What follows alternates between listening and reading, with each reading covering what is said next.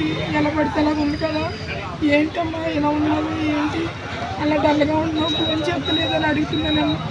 అడుగుతుంటే పిల్లలు ఏం చెప్పట్లేదు ఇప్పుడు వారు నైట్ నేను పిల్లల్ని అబ్జర్వ్ చేశాను. నైట్ అంతా నిద్రపోలేదండి. నిద్రపోకుండా అలాగే మెలుకుని అలా ఏడుతూ కూర్చుంది. ఏంటి పిల్లలు ఏడుతుందని శనివారం స్కూల్కి పంపించుకోకుండా ఆ రోజు సెలవు ఇచ్చారని నేను షాప్కి తీసుకెళ్ళానండి. నా టైలరింగ్ షాపు. పొద్దున్న 9ంటికి వెళ్ళిపోయి నైట్ 10ంటికి వస్తానండి. నేను నా భర్త హాస్టల్లో పనిచేస్తాను. ఆయన పొద్దున్న 6 గంటలకు వెళ్తారండి. నైట్ 7:30, 8 వరకు ఆయన రారు. ఆయన వచ్చిన షాప్ దగ్గరికి వచ్చేస్తారండి. పిల్లలిద్దరూ ఆడుకుంటున్నారు కదా అమ్మాళ్ళ ఇంటికి దగ్గరలో అనుకున్నామండి. 10 రోజుల కిందటి నుంచి పిల్ల ఏంటి ఇలా ఉందనుకున్నాము. శనివారం నైట్ ఏడుస్తానండి. అమ్మ అన్నది ఇలాగమ్మా అంటే ఏమీ లేదు అంటుంది. భయపడిపోతుంది, జ్వరం వచ్చేసింది. ఎందుకమ్మ ఇలా ఉన్నావు అనేసి జాగ్రత్తగా తీసుకెళ్ళి బాత్రూమ్లో అడిగానండి. నా బిడ్డనే బాత్రూమ్లో అడిగాను. అమ్మా నేను ఎవరికి చెప్పనమ్మా, ఏమైంది చెప్తాలే నా బంగారు అని అడిగాను. అడిగితే చాలాసేపు భయపడమ్మా నీకు ఎవరికి భయపడొద్దమ్మా, ఇక్కడ ఎవరు లేదు, నీ తల్లినమ్మా చెప్పు తల్లి అన్నాను. అంటే అమ్మ నన్ను ఒక అంకుల్ ఏడిపిస్తున్నారమ్మా. నాకు రోజు స్కూల్ దగ్గరికి వస్తున్నాడు. స్కూల్ దగ్గరికి వచ్చి ఐ లవ్ యూ అంటున్నాడు. ఐ లవ్ యూ అంటే ముందుకు వచ్చేస్తుంటే ఇదిగో అనేసి మళ్ళీ తెల్లారి వచ్చి చాక్లెట్స్ కొంటాను, ఐస్ క్రీమ్స్ కొంటాను, నీకు మీ మమ్మీ డాడీ చూడలేను అంత అందంగా నేను చూసుకుంటాను, నేను తీసుకెళ్ళిపోతాను వస్తావా అని వారం రోజులు అడిగాడంటండి. అడిగిన తర్వాత ఒకవేళ నువ్వు ఒప్పుకోకపోతే మీ చెల్లి బయట అక్కడ రోడ్డు మీద ఆడుతూ నేను డైలీ చూస్తున్నాను, మీ చెల్లిని తీసుకెళ్ళిపోయి చంపేస్తాను అంటాడంటండి. చిన్న కూతురిని చంపేస్తాను అన్నాడు. ఎవరికన్నా చెప్తే చంపేస్తాను పిల్లని అన్నాడంటండి. పెద్ద పాప 9వ తరగతి అండి, చిన్న పాప 5వ తరగతి. నేను రెక్కల ముక్కలు చేసుకున్న బిడ్డలు ఫీజులు కట్టుకుంటానండి. పిల్లలు ఎంతలాగా చేసినాయి ముగ్గురు తలపాకులు, చంద్రుడు తలపాకులు, ప్రేమండి, కొల్లిసివ్వండి. వీళ్ళు ముగ్గురు బండి మీద నుంచండి నేను స్కూల్ దగ్గరికి వెళ్ళి కాపలా కాసానండి. మంగళవారం నన్ను చూసి పడిగెట్టేశారండి. నా తమ్ముడు నేను వెళ్ళి అడిగినందుకు మమ్మల్ని కొట్టేశారండి. మళ్ళీ మా తమ్ముడి మీద రివర్స్ కేసు పెట్టారండి. దయచేసి నాకు న్యాయం చేయండి, దయచేసి ఇలాంటి అన్యాయం ఏ ఆడపిల్లకి జరగకూడదండి.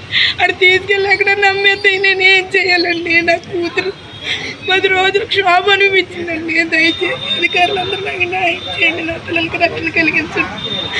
నాకు ఇప్పుడు ఇంకా భయం వేసేస్తుందండి. నా పిల్లలిద్దరిని ఏం చేస్తారని నాకు ఇంకా భయం వేసేస్తుంది. అందరూ ఒకటైపోయారండి, ఆడవాళ్ళు మగవాళ్ళు. నాకు ఇంకా భయం వేస్తుంది. పోలీస్ స్టేషన్కి వచ్చానండి. పోలీస్ స్టేషన్లో కేసు పెట్టాను. కేసు పెడితే సిఐ గారు చాలా మంచిగానండి. అమ్మ నీకు తప్పకుండా న్యాయం చేస్తాను నా కొడుకు ముదురు అన్నారండి. సిఐ గారు చాలా మంచివారండి. కానిస్టేబుల్స్ కూడా బాగానే తీసుకున్నారండి. ఆడేమో పరారైపోయాడండి. లేనిపోని మాటలు మాట్లాడి హాస్పిటల్లో జాయిన్ అయిపోయాను అన్నట్టుగా మాట్లాడుతున్నాడు అంటండి. దయచేసి ఇలాంటి చీడపురీలు ఎక్కడ ఏర్పారండి. ఈరోజు చెండు బిడ్డని పాడు చేస్తున్నారు, ముసలోళ్ళని పాడు చేస్తున్నారండి. నా బాబుకు 14 సంవత్సరాలండి. నేను ఎంత కష్టపడి నా బిడ్డను చదివించుకుంటున్నాను. దయచేసి ఈ చల్లారిపోకుండా నా బిడ్డకు రక్షణ కలిగించింది, న్యాయం చేయండి. మీ అందరికీ నమస్కారాలు. దయచేసి నాకు న్యాయం చేయండి. నా వెనకాల వచ్చి వెళ్ళరావే నేను ఎత్తుకుపోతాను, నేను వెళ్ళరా ఇది కొంటాను అది కొంటాను, నువ్వు ఇంట్లో కానీ చెప్పకంటూ ఊరుకోను, మీ డాడీని బండితో గుర్తిచ్చేస్తాను, నా వ్యాన్ తోటి మీ చెల్లిని చంపించేది నువ్వు కానీ కొంటాను, నువ్వు ఇంట్లో కానీ చెప్పకంటూ ఊరుకోను, మీ డాడీని బండితో గుర్తిచ్చేస్తాను, నా వ్యాన్ తోటి మీ చెల్లిని చంపించేది నువ్వు కానీ ఒప్పుకోపోయావంటే అది కానీ మామూలుగా భయపెట్టేవారు. నేను తర్వాత ఇంట్లో చెప్దామంటే భయం వేసి చెప్పేదాన్ని సార్.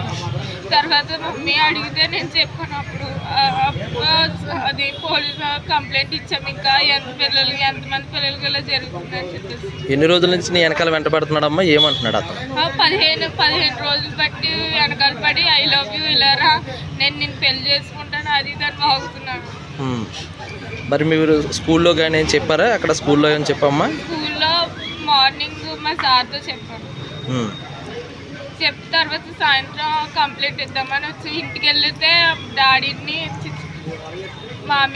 మమ్మీని కలిపి కొడుతున్నారు. ఏమంటున్నాడు అతను మీ దగ్గర? ఇలా రండి నేను వెళ్ళరా, నేను పెళ్లి చేసుకుంటాను, నేను తీసుకెళ్ళిపోతాను, ఒప్పుకోలేదంటే ఊరుకోను, నేను మామూలుగా ఉండదా, మీ డాడీని చంపించేస్తాను, మీ చెల్లిని కిడ్నాప్ చేసి పెడతా అని అన్నాడు. ఎలా వస్తున్నాడు అతను? బండి మీద. ఇంటికాంచి ఎండ పడుతున్నాడా లేదా స్కూల్ దగ్గరే ఉన్నాడా? స్కూల్ దగ్గర ఉన్నాడు.